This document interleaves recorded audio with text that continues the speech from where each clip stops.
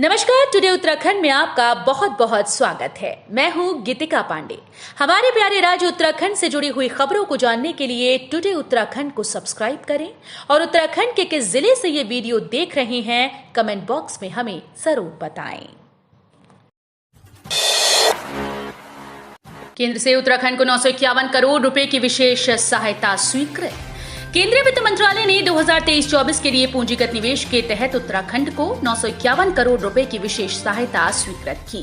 यहां जारी एक सरकारी विज्ञप्ति के अनुसार जिन 48 महत्वपूर्ण योजनाओं के लिए राज्य को विशेष सहायता स्वीकृत की गई, उनमें जल जीवन मिशन के तहत ग्रामीण क्षेत्र में पेयजल के लिए 110 करोड़ रुपए, नैनीताल में मॉडल कॉलेज को बेहतर बनाने के लिए 61 करोड़ रुपए, 500 बिस्तरों वाले दून मेडिकल कॉलेज के लिए 60 करोड़ और दून मेडिकल कॉलेज परिसर के लिए 33.98 करोड़ रुपए की योजना शामिल है। G20 इम्पैक्ट समिट में पहुंचे सीएम धामी, बोले ज्ञान विज्ञान के क्षेत्र में अहम कार्य कर रहा आईआईटी रुड़की और थिंक इंडिया की ओर से संयुक्त रूप से G20 इम्पैक्ट समिट का आयोजन किया गया। संस्थान के दीक्षांत भवन में आयोजित उद्घाटन समारोह का मुख्यमंत्री पुष्कर सिंह धामी ने शुभारंभ किया। इस मौके पर सीएम धामी ने कहा कि G20 की अध्यक्षता करना भारत के लिए गर्व की बात है। पहले बड़ी घटना होने पर भारत विश्व की तरफ देखता था, लेकिन आज दुनिया भारत की ओर देख रही है। प्रशासन ने फेरी नजर, इधर फिर आसमान पर टमाटर 200 के पार पहुंचा दाम। बरसात के मौसम में थोक मंडियों में आवक कम होने से यूं तो हर वर्ष ही सब्जियां महंगी हो जाती हैं, मगर इस बार टमाटर के दाम जिस तरह आसमान पर पहुंचे, उससे आम आदमी की थाली से टमाटर लगभग गायब हो गया। विगत दिनों जिला प्रशासन के हस्तक्षेप के बाद टमाटर के बढ़ते दाम पर कुछ अंकुश लगा था। 1 सितंबर से शुरू हो जाएगी महिला होमगार्ड की भर्ती, जाने योग्यता और भर्ती की प्रक्रिया। प्रदेश में महिला होमगार्ड की भर्ती प्रक्रिया 1 सितंबर से शुरू होगी। शासन के द्वारा भर्ती के लिए मानक तय करने के बाद होमगार्ड मुख्यालय ने इस दिशा में कदम उठाने शुरू कर दिए हैं। 10 जिलों के लिए होने वाली ये भर्ती प्रक्रिया 2 चरणों में चलाई जाएगी। दोनों चरणों के लिए आवेदन 23 अगस्त तक लिए जाएंगे। पहले चरण में 6 जिले शामिल किए जाएंगे, शेष 4 जिले दूसरे चरण में शामिल होंगे। आरएसएस के प्रचारक मदन दास देवी की अस्थियां हरिद्वार में हुई विसर्जित, सीएम धामी भी रहे मौजूद। राष्ट्रीय स्वयंसेवक संघ के वरिष्ठ प्रचारक मदन दास देवी की अस्थियां बुधवार को हरिद्वार में विसर्जित की गईं। अस्थि विसर्जन कार्यक्रम में खुद सूबे के मुख्यमंत्री पुष्कर सिंह धामी पहुंचे। सीएम धामी ने आरएसएस के इस दिग्गज नेता को विनम्र श्रद्धांजलि दी और उनके योगदान के लिए उनको नमन किया। साइबर क्राइम के प्रति वरिष्ठ नागरिकों को किया जागरूक, पिन से लेकर लिंक तक दी अहम जानकारी। देश भर में साइबर अपराध लगातार बढ़ते जा रहे हैं। उत्तराखंड में भी साइबर क्राइम के मामले में बढ़ोतरी हुई। ऐसे में साइबर क्राइम को रोकने के लिए लगातार जागरूकता अभियान चलाए जा रहे हैं। बुधवार को हरिद्वार में वरिष्ठ नागरिकों को साइबर क्राइम के बारे में जागरूक किया गया।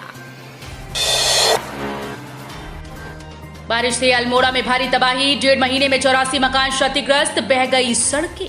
उत्तराखंड में बारिश से तबाही का मंजर देखने को मिल रहा है। कहीं पहाड़ों से पत्थर गिर रहे हैं तो कहीं बारिश से जमीन धंस रही है। अल्मोड़ा में बारिश और भूस्खलन से भारी तबाही हुई। वर्षा काल में जिले में अब तक 65 मकान आंशिक, 1 पूर्णतः और 18 मकानों को तीक्ष्ण तौर पर क्षति पहुंची। घरों के क्षतिग्रस्त होने से यहां रहने वाले लोगों को भी परेशानी का सामना करना पड़ रहा है।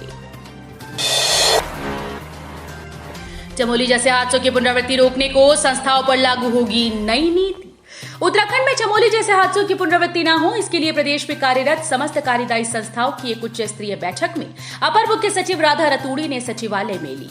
बैठक में ये तथ्य संज्ञान में आया कि कार्यदायी संस्थाएं इलेक्ट्रिकल वर्क को सिविल वर्क के साथ जोड़ देती हैं, जबकि कार्यदायी संस्थाओं के पास इलेक्ट्रिकल वर्क के लिए पृथक से इंजीनियर उपलब्ध रहते हैं। रात में और भी भव्य और दिव्य नजर आएगी योगनगरी ऋषिकेश, फसाड लाइट से जगमगाएगा शहर। योगनगरी ऋषिकेश अब रात को और भी अधिक भव्य और दिव्य नजर आएगी। शहर क्षेत्र के प्रमुख पुल, घाट, मंदिर, चौराहे और पर्यटन स्थल फसाड लाइट से रात भर जगमगाएंगे। पुलों पर फसाड लाइट के पिक्सल इफेक्ट से देशभक्ति और धार्मिक चित्र भी नजर आएंगे। पर्यटन विभाग ने इस योजना को दिसंबर तक पूर्ण करने का लक्ष्य रखा। अगले वर्ष जनवरी से ऋषिकेश शहर और आसपास के प्रमुख स्थल, पुल, आश्रम, मंदिर, घाट और चौराहे रात को नए स्वरूप में नजर आएंगे। प्रदेश में पहली बार हुआ पीपीएस कैडर का रिव्यू, अब जल्द ही बढ़ सकते हैं तिहरा पर। राज्य बनने के बाद पहली बार प्रांतीय पुलिस सेवा कैडर के पदों का रिव्यू हुआ। इसमें अब जल्द ही 13 पदों की बढ़ोतरी हो सकती है। इसके लिए आने वाली कैबिनेट में इस प्रस्ताव को रखा जा सकता है, जिसमें मंजूरी मिलने की संभावना जताई जा रही है। इसके बाद प्रदेश में पीपीएस के 156 पद हो जाएंगे। ओखलढुंगा में बादल फटने से तबाही, 10 परिवारों को अस्पताल में किया शिफ्ट, प्रशासन ने बांटी राहत राशि। नैनीताल विधानसभा क्षेत्र के कोटाबाग ब्लॉक अंतर्गत ओखलढुंगा पट्टी के अमगढ़ी, डोन परेवा व अमगढ़ी में बीती रात अतिवृष्टि से व्यापक नुकसान पहुंचा। अलबत्ता जनहानि नहीं हुई। प्रशासन की ओर से 18 परिवारों को क्षति का आकलन कर अहेतुक सहायता राशि मौके पर उपलब्ध करा दी गई। साथ ही कृषि भूमि और फसल की क्षति का आकलन उद्यान एवं कृषि विभाग के अधिकारियों के साथ बीमा कंपनीज को यथाशीघ्र कराकर राहत वितरण की जाएगी। ई रिक्शा के कारण गड़बड़ाई यातायात व्यवस्था, 123 वाहनों का हुआ चालान, 17 सीज। उत्तराखंड में लग रहे जाम को देखते हुए प्रशासन सख्त है। एआरटीओ प्रवर्तन ने 2 दिन तक चले विशेष चेकिंग अभियान में 123 वाहनों के चालान काटे और 17 ई रिक्शा को सीज किया। चेकिंग के दौरान मुख्य फोकस ई रिक्शा पर रहा। चेकिंग में जब ई रिक्शा चेक की गई तो किसी चालक ने टैक्स नहीं चुकाया था, तो कई ई रिक्शा को बिना फिटनेस के ही दौड़ा रहे थे। होटल के कमरे में मिली लाश, युवती के परिजन पहुंचे नैनीताल तो हुआ नया खुलासा, सुनकर हर कोई हुआ हैरान। नैनीताल के एक होटल में युवती की संदिग्ध अवस्था में हुई मौत के मामले ने नया मोड़ ले लिया है। बुधवार को मृतका के परिजनों ने नैनीताल पहुंचकर मामले में नया खुलासा किया। उन्होंने बताया कि युवती की मौत के बाद से फरार युवक मृतका का पति नहीं है, बल्कि वो पहले से शादीशुदा है और 3 बच्चों का पिता है। परिजनों ने युवक पर हत्या का आरोप लगाते हुए कार्रवाई की मांग की है। ढिकुली का बरसाती नाला उफान पर आने से बही टाटा सूमो, सवार 8 लोगों में 1 की मौत, अन्य घायल। रामनगर नैनीताल में मूसलाधार बारिश में ढिकुली का बरसाती नाला उफान पर आ गया, जिससे यहां नाले में एक टाटा सूमो बह गए। टाटा सूमो में सवार 8 लोग भी बह गए। स्थानीय लोगों की मदद से फायर ब्रिगेड कर्मियों ने सवार लोगों को निकाला।